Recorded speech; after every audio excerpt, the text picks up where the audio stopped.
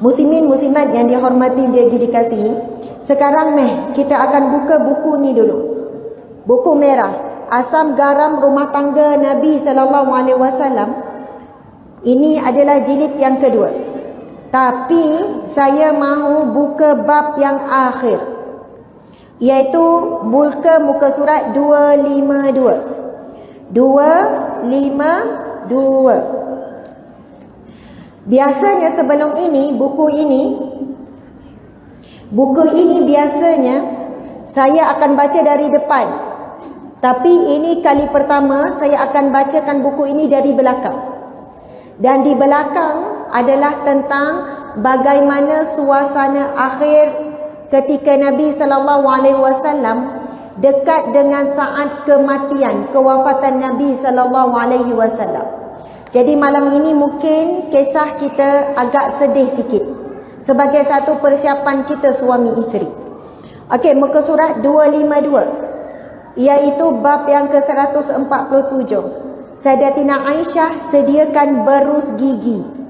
Okey, sebelum kita baca bab yang awal-awal, kalau kita baca, ibu-ibu, bapa-bapa sekalian boleh agihkan juga kepada lelaki. Rugi juga kalau lelaki tak tengok.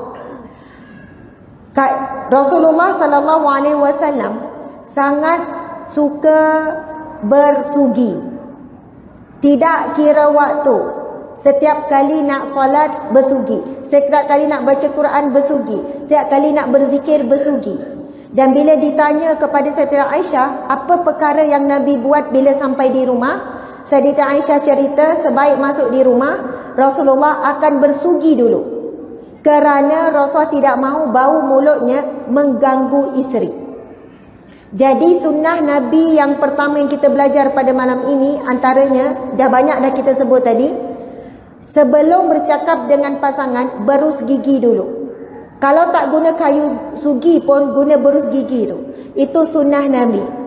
Nabi sangat jaga supaya bau badan ataupun bau mulut tidak mengganggu isteri. Allahu Akbar. Okey. Dan bila Nabi nak bersugi, romantiknya Nabi, ini di depan-depan kita tak baca tapi saya terus sebut saja. Sayyidatina Aisyah cerita, apabila Nabi nak bersugi, Nabi minta saya mulakan dulu. Ambil kayu sugi, Aisyah guna dulu untuk bersihkan giginya, kemudian dibasuh, lalu Rasulullah guna. Maksudnya Nabi Muhammad dengan Sayyidatina Aisyah isteri berkongsi berus gigi. Boleh buat atau tidak? Boleh buat atau tidak ni? Subhanallah. Mungkin boleh, tapi setelah direndam berjam-jam dengan air panas, dibasuh dengan sabun, basuh dengan macam-macam. Kita mungkin tak sampai tahap romantik sebagaimana romantik Nabi. Tapi itu riwayat yang benar, yang sahih. Sayyidatina Aisyah cerita Rasulullah berkongsi kayu sugi. Adakah kerana tidak ada kayu sugi lain? Tidak. Memang ada. Bukan sebab tidak ada pilihan. Tetapi Rasulullah begitulah romantiknya. Kan ada riwayat yang lain, bila minum air, Rasulullah akan tanya kepada Sayyidatina Aisyah, kamu minum di mana tadi?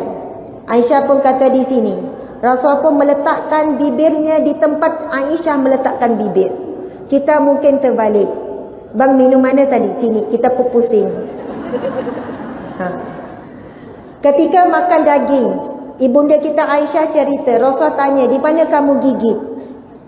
Subhanallah, di mana kamu gigit? Lalu Aisyah tunjuk di mana. Rasulullah gigit di tempat Aisyah gigit. Romantiknya Rasulullah sampai begitu sekali. Kita kalau minum air ada straw satu, kita mungkin pusing straw. Ataupun lap dulu. Wallahu a'lam. Tetapi kita harus fahamnya, isteri Nabi dan Nabi Muhammad adalah orang yang sangat menjaga kesucian dan kebersihan gigi. Jadi tidak ada bau mulut ataupun air liur yang boleh mengganggu. Mereka tak makan makanan yang berbau, makan perkara yang sama dan sangat menjaga kebersihan. Okey, sekarang kita nak pergi kepada Aisyah sediakan berus gigi. Kita baca, tengok sama-sama ya. Aisyah berkata suatu ketika, Abdurrahman bin Abu Bakar datang dengan membawa siwak yang dia gunakan untuk membersihkan giginya. Maka Rasulullah sallallahu alaihi wasallam memandang sahaja pada siwak itu. Maka aku pun berkata kepadanya, berikan siwak itu kepada saya, wahai Abdurrahman. Lalu beliau pun memberikannya kepadaku. Maka aku mengeratkannya, kemudian mengunyahnya, lantas menghulurkannya kepada Rasulullah sallallahu alaihi wasallam. Nabi pun menggosok giginya sambil bersandar di dadaku. Subhanallah. Nabi bersandar di dada siapa? Dan pada dada Sayyidatina Aisyah. Ketika ini Rasulullah dah semakin berat sakit. Ini saat akhir-akhir kematian Rasulullah, kewafatan Nabi Muhammad sallallahu alaihi wasallam. Yang dibinta oleh Rasulullah sallallahu alaihi wasallam adalah kayu sugi. Rasulullah sudah tidak larat lagi ketika ini untuk mengangkat badannya, menyandar pada dada Sayyidatina Aisyah. Lalu digosok dengan kayu sugi. Sebelum itu Sayyidatina Aisyah mengunyah dulu, melembutkan dulu hujung kayu sugi, kemudian diberikan kepada Rasulullah.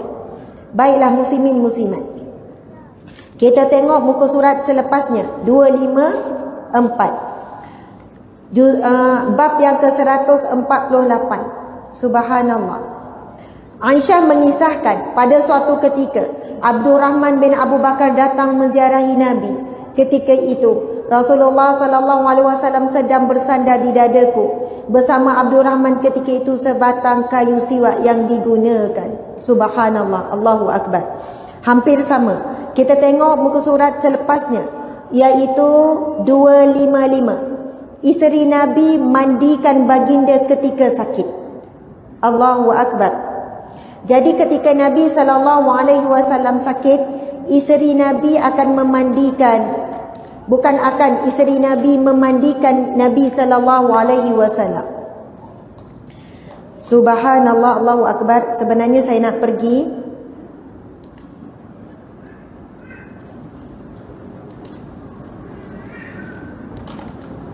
Allahu Akbar. Allahumma salli wa sallim wa barik ala Sayyidina Muhammad wa ala alihi wasallam.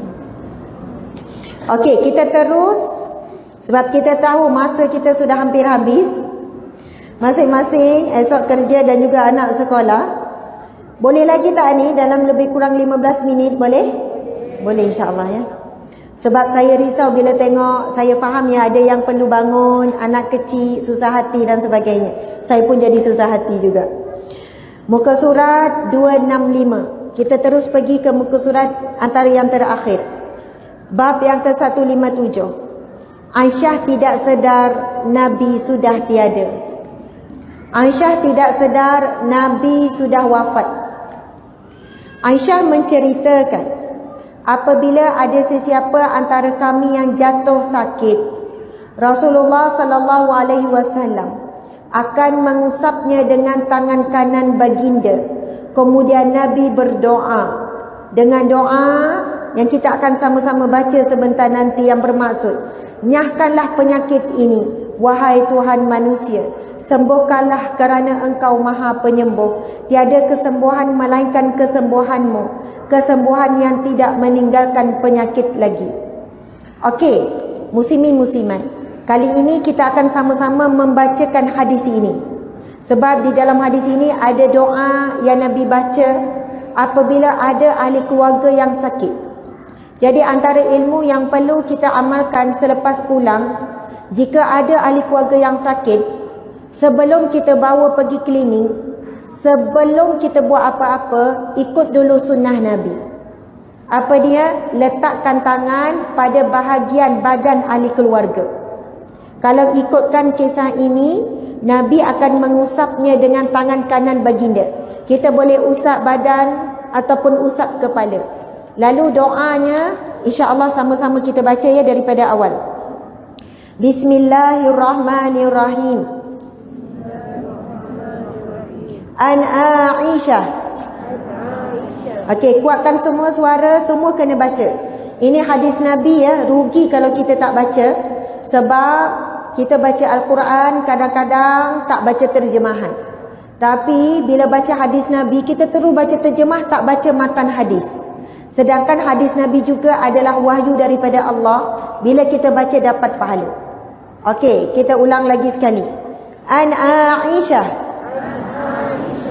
qalat kana Rasulullah sallallahu alaihi wasallam idza ishtaka minna insanun masahahu biyaminih summa qala azhib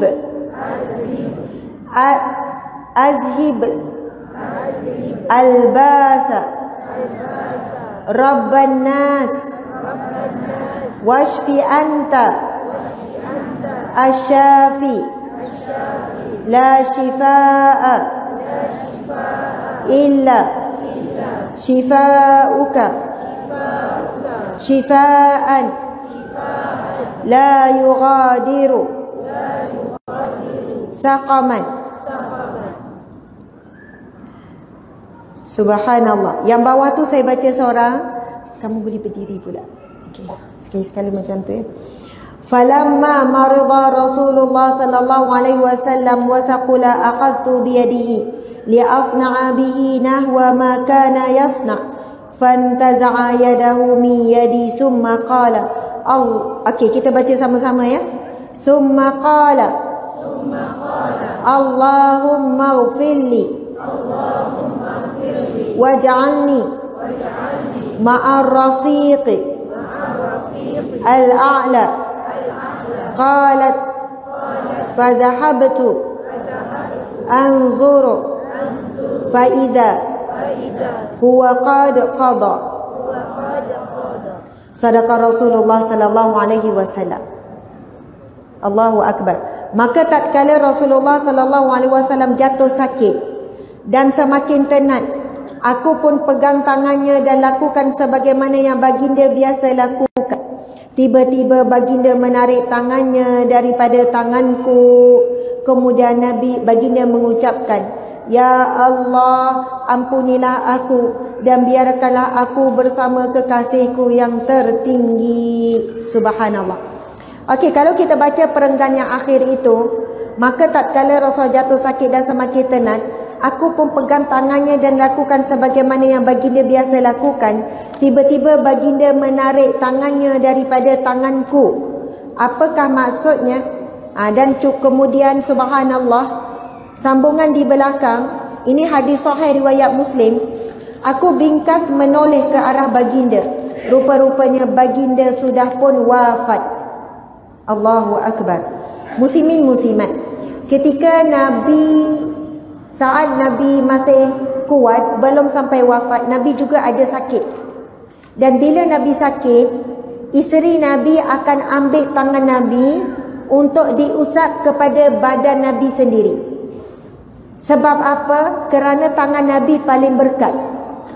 Jadi bila saat akhir, dekat nak wafat, isteri Nabi iaitu Sayyidatina Aisyah buat perkara yang sama. Ambil tangan Nabi untuk diusap. Bantu ambil tangan untuk diusap semula kepada badan. Tapi Rasulullah tarik semula tangan. Kemudian itulah lafaz yang Nabi sebut di antara akhir. Dan setelah itu Nabi sudah tiada. Muslimin muslimat dimati Allah sekalian. Jadi sangat penting sebenarnya, bila ada ahli keluarga sakit, suami bila isteri sakit, sapu, buka terus buku, cari dalam internet ke apa doa yang Nabi baca bila ada ahli keluarga sakit. Kerana saat inilah Allah nak menguji kita sejauh mana kita benar-benar mencintai pasangan kerana Allah. Apa maksud bila kita saling mengasihi dan menyayangi kerana Allah? Datang ujian, terus cari Allah. Dia begini ya, macam piramid. Bila dua-dua suami, isteri cari Allah, dua-dua akan semakin dekat. Tapi jika dua-dua tak cari Allah, dia semakin jauh, semakin jauh, semakin jauh. Faham ya piramid? Allah di atas ni, isteri pun cari Allah, suami pun cari Allah. Jadi kedua-duanya semakin rapat dan bersatu kerana Allah. Sebab ramai di kalangan kita bila datang ujian, cari manusia dulu. Cari ubat dulu. Bukan kata tidak ikhtiar, wajib ikhtiar. Cari manusia minta tolong itu juga ikhtiar, dibenarkan. Tetapi kalau ikut sunnah Nabi, apa pun berlaku, Nabi tunjukkan contoh, cari Allah dulu. Minta mohon dengan Allah dulu.